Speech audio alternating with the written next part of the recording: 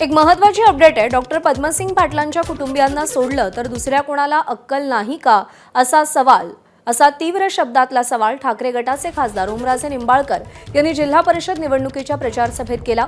पहिल्याच प्रचार सभेत अर्चना पाटील यांच्या उमेदवारीवर त्यांनी जोरदार हल्लाबोल केलाय।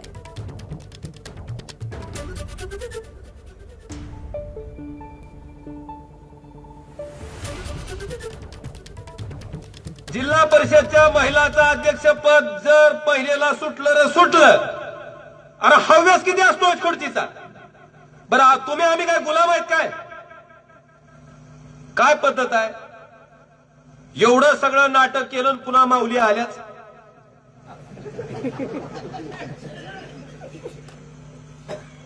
म्हणजे डॉक्टर पद्मसिंह पाटलाच्या घराला जर सोडलं तर बाकीच्या दुसऱ्या कुणाला अक्कल नाही काय की बहुतेक बाकी सगळे बी दाखले काही बाकीच्याला कळत नाही।